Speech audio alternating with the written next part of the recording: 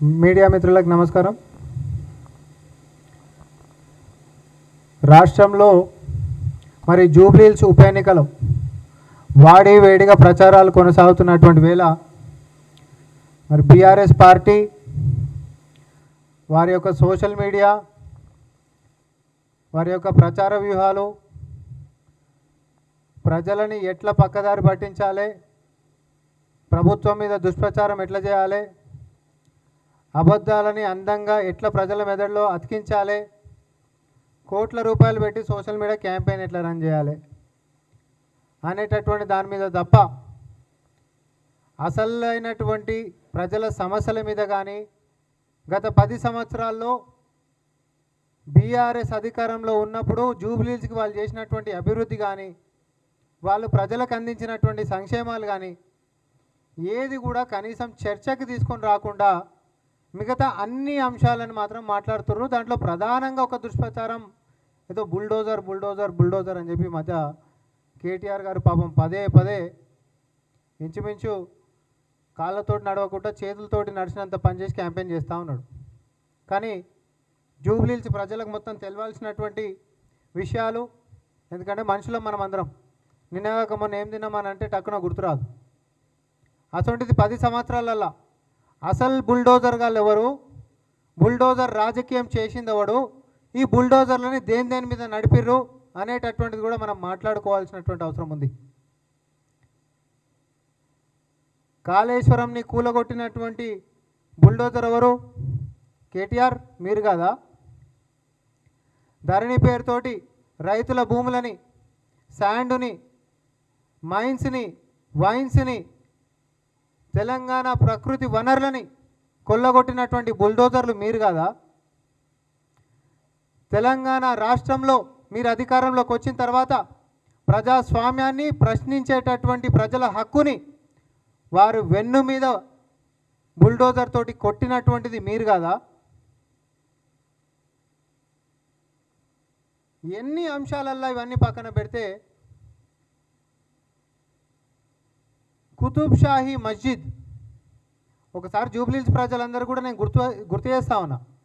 ఈరోజు వచ్చి ముస్లింల మీద ఏదో ముసలి కన్నీరు గారుస్తున్నటువంటి కేటీఆర్ వీటికి కూడా జవాబు చెప్పు. మరి బుల్డోజర్ అని చెప్పి మాట్లాడుతున్నావు. కుతుబ్ షాహీ మస్జిద్, యాకుత్పురా, షామీర్పేట్, 400 సంవత్సరాల క్రితం చరిత్ర, 400 సంవత్సరాల చరిత్ర ఉంటున్నటువంటి కుతుబ్ షాహీ మస్జిద్ ఔకాఫ్ లిస్టెడ్ మాస్క్. ఇది 2022 ఫిబ్రవరిలో బుల్డోజర్లు పెట్టి కూలగొట్టినటువంటి పాపిస్టోడివి నువ్వు కాదా? నగరం నడిబొట్టున రాష్ట్రాన్ని నడిపిస్తున్నటువంటి సచివాలయంలో ఒక మతానికి సంబంధించిందనే కాదు, ఇటు నల్లపోచమ్మ గుడిని, తెలంగాణ ప్రజల మొత్తానికి కూడా సెంటిమెంట్ అయినటువంటి నల్లపోచమ్మ గుడిని, మస్జిద్లని బుల్డోజర్లు పెట్టి కూలగొట్టినటువంటి దుర్మార్గపు పరిపాలన మీది కాదా? శంషాబాద్ మెయిన్ రోడ్ మీద ఉంటున్నటువంటి మస్జిద్ కూడా అప్పుడు పెద్ద వాళ్ళ లోకల్ స్థానిక కౌన్సిలర్ పెద్ద లొల్లి చేసిండు, ఇదెక్కడ అన్యాయం అని చెప్పి. అధికారంలో ఉంటున్నప్పుడు ధర్మం లేదు, దైవం లేదు, కళ్ళు నెత్తికెక్కి ప్రజల యొక్క సెంటిమెంట్ని కనీస గౌరవం ఇవ్వకుండా ఇటు హిందువులు మొక్కేటటువంటి గుడులనైనా, ముస్లింలు ప్రార్థన చేసుకునేటటువంటి మస్జిద్లనైనా బుల్డోజర్లు నడిపించి కొల్లగొట్టినటువంటి దుర్మార్గులు మీరు. ఈడికి అయిపోలే, ఇటు ప్రకృతిని అంటే చెరువులని వదిలిపెట్టలే, ఆఖరికి ఆ దేవుని గుడ్లను కూడా వదిలిపెట్టలే దుర్మార్గులు. ఆ పాపం దాకే ఈరోజు మరి ప్రతిపక్షంలో పడ్డారు. ఆ పాపంలో ప్రాయశ్చిత్తం ఏమాత్రం కూడా ఇలా కనిపిస్తలేదు. కాబట్టి అసెంబ్లీలో కనీసం ఆ రోజుకి ప్రతిపక్ష హోదా వచ్చింది, కానీ పార్లమెంట్ ఎన్నికలలో మాత్రం గుండు సున్నా వచ్చింది. ఈ రోజుకి కూడా జూబ్లీహిల్స్ ప్రజలు మరి చిన్నపాటి వర్షం పడితే ఇటు యూసుఫ్ కూడా లేకపోతే కృష్ణానగర్ ఇవన్నీ కూడా మునిగిపోతున్నటువంటి పరిస్థితి. హైడ్రా హైడ్రా హైడ్రా హైడ్రా వల్ల ఏదో ఇల్లు మొత్తం కూలగొట్టేసేస్తున్నారు, పక్క సందుల దాకా వచ్చేసింది, నెక్స్ట్ మీ సందే ఉంది అనేటటువంటి ఒక భయాందోళన వాతావరణాన్ని వీళ్ళ కోట్ల రూపాయలు పెట్టి ఖర్చు పెడుతూ సోషల్ మీడియా మాధ్యమాల్లో ఒకటి గట్టిగా పుష్ చేసేటటువంటి ప్రయత్నాలు చేస్తూ ఉన్నారు. కానీ నేను డీజేటీలకు ఒకటి చెప్పదలుచుకున్నా, నువ్వు డిస్కో లైట్లు పెట్టినా డీజేలు పెట్టి డ్యాన్సులు చేయించినా, లేకపోతే మీటింగ్లకి ఫుల్ బాటిళ్లతోటి ప్రజల యొక్క ఆత్మగౌరవాన్ని కించపరిచేటటువంటి కార్యాచరణ చేసిన మీరు తెలంగాణకు కానీ జూబ్లీ హిల్స్కి కానీ చేసినటువంటి అభివృద్ధి శూన్యం, గాడిద గుడ్డు మాత్రమే. మేము వచ్చిన తర్వాత ఆయన అంటుండు వీళ్ళు గెలుస్తేనేనంట 6 గ్యారెంటీలు వస్తాయంట, వీళ్ళు గెలవకపోతేనంట 6 గ్యారెంటీలు ఆగిపోతాయంట. ఈ దిక్కుమాలిన వాళ్ళకి నేను ఒకటి గుర్తు చేస్తా ఉన్నా, అసలు 6 గ్యారెంటీలకి బీజం పడ్డదే ప్రజాప్రభుత్వం ఏర్పడ్డ తర్వాత.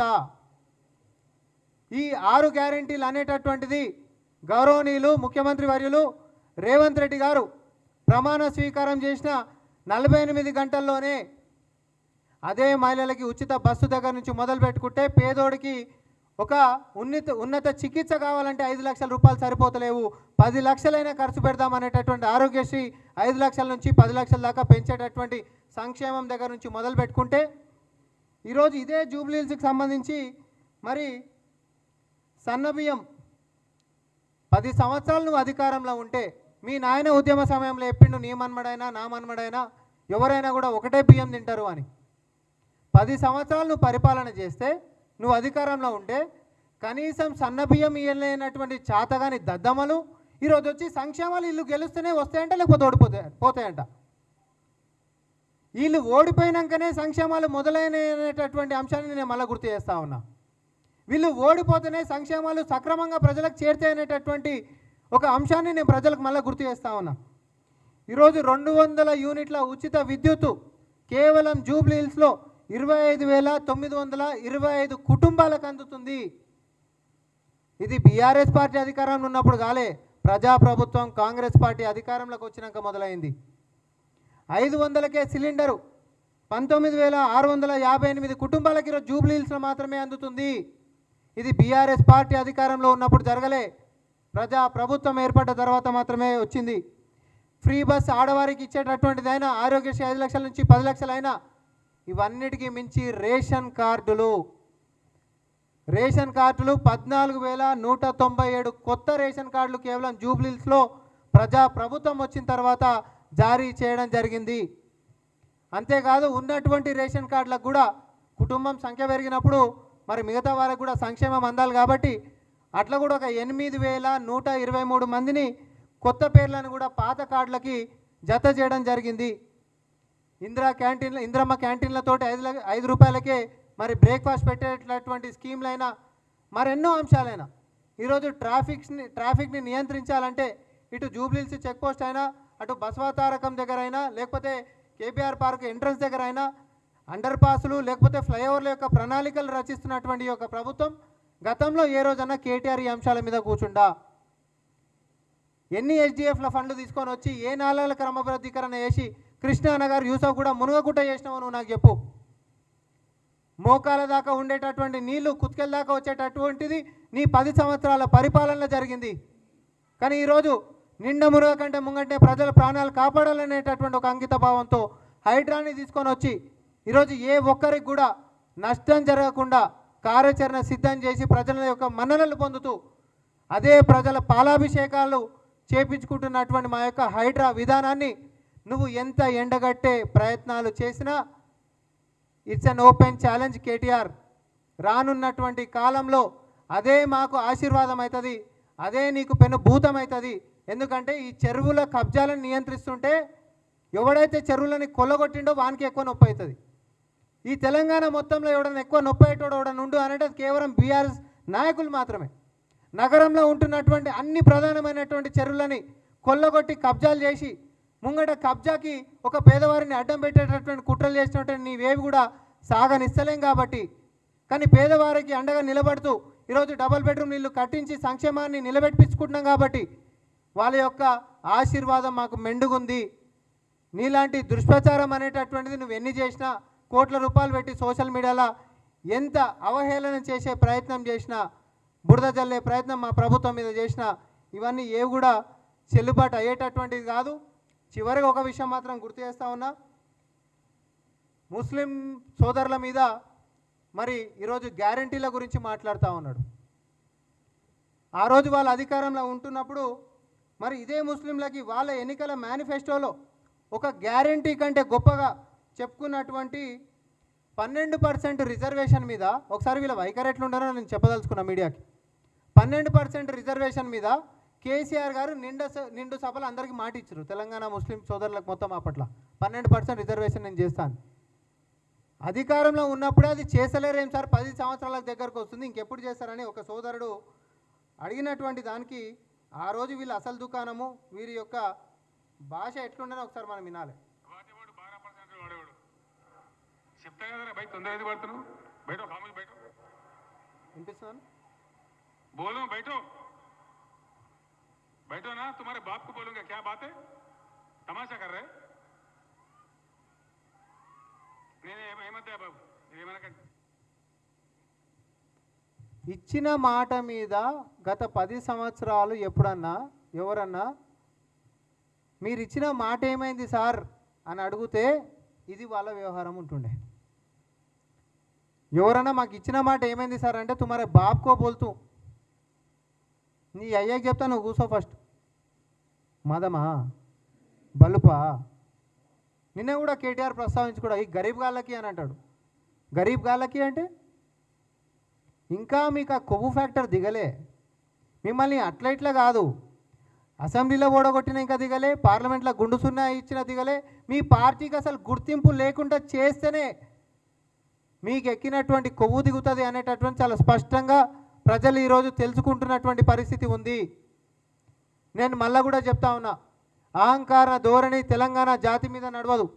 ఎవరన్నా ఒక మేలు చేసిరంటే గుర్తుపెట్టుకోవడమే కాదు, గుండెలల్లో పెట్టుకొని వాళ్ళని కీర్తించుకుంటాం. అట్లాంటిది వాళ్ళు 10 సంవత్సరాలు తెలంగాణ ప్రజలకు చేసినటువంటి దోకా, ఆ గుండాలు ప్రజల గుండెల మీద తన్నినటువంటి ఆ యొక్క గుర్తులు ఇంకా చెరిగిపోలే. ఏవి మర్చిపోరు బిడ్డ, అన్ని గుర్తుపెట్టుకుంటారు. మిమ్మల్ని వదిలిపెట్టే ప్రసక్తే లేదు. మీ బుల్డోజర్లు ఇటు గుడులను కూల్చినటువంటివైనా, మస్జిద్లను కూల్చినటువంటివైనా, లేకపోతే మా సంక్షేమం ఏమైంది సార్ అని చెప్పి ప్రశ్నిస్తే నీ అబ్బకు చెప్తాం పో అనేటటువంటి మీ దురహంకారమైన ఇవన్నిటినీ మళ్ళా కూడా గుర్తు చేసి దింపుతారు అనేటటువంటి నమ్మకం మాకుంది. జూబ్లీహిల్స్ ప్రజలు వివేకవంతులు. ఇవన్నిటినీ కూడా పరిగణనలోకి తీసుకొని ఈరోజు కేటీఆర్ అనేటటువంటి ఒక గుంట నక్క అడవిల గిట్ట నన్ను రాజుని చేస్తే నేను శాకాహారిని అయితా అనేటటువంటి విధంగా జూబ్లీహిల్స్లో ప్రచారం చేస్తుండు. నమ్ముతారా ఎవడన్నా?